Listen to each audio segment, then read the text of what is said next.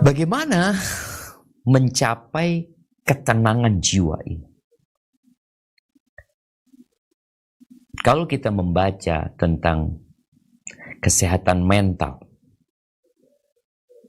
masyarakat pada hari ini, maka kondisinya tidak sedang baik-baik saja.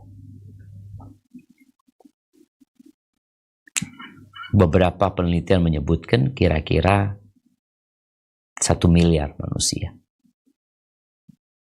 hari ini mengalami gangguan jiwa. Ada yang mungkin harus dirawat di rumah sakit. Ada yang mungkin sedang di rumah, sedang di tempat kerja.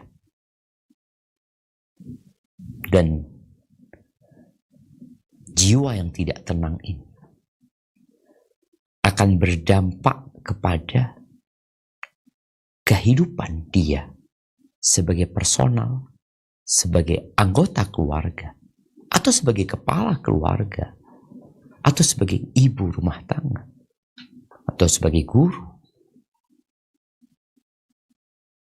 Maka penting sekali kita membahas tentang bagaimana mencapai ketenangan jiwa. Apakah dengan mengkonsumsi obat-obatan? Apakah dengan memperbanyak healing?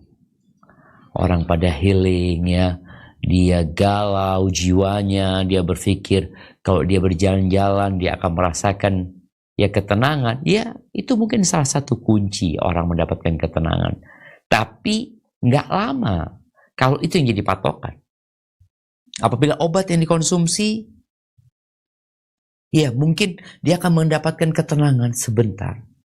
Ketika pengaruh obat itu habis, dia akan kembali berontak jiwanya. Begitu pula orang yang mungkin healing, ketika dia berada di tempat itu, ya mungkin saja dia seneng sama keluarganya, sama anak-anaknya.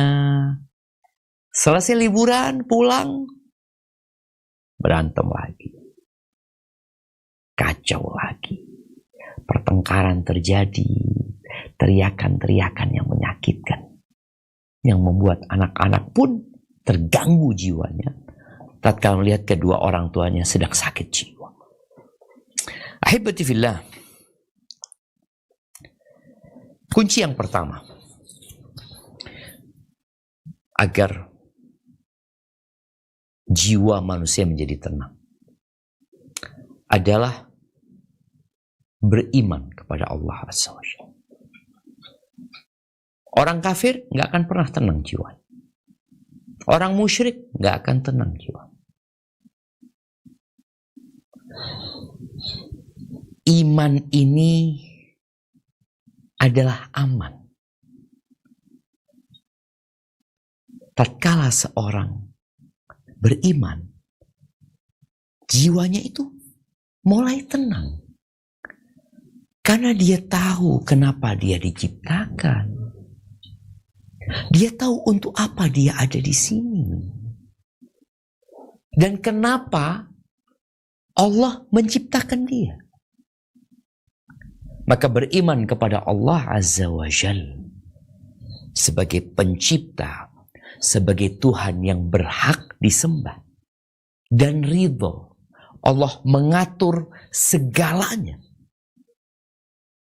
Allahu Akbar, dia akan tenang.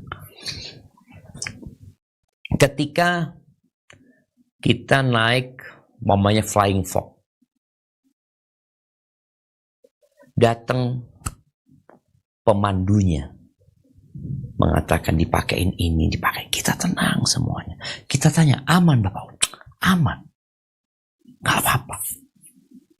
Kita naik ke sini, ini nggak apa-apa, aman. Ketika kita yakin aman, maka kita akan aman. Subhanallah, barang siapa yang beriman kepada Allah dengan iman yang sebenarnya, bukan Islam KTP, Bukan yang hanya sholat kalau ada perlunya.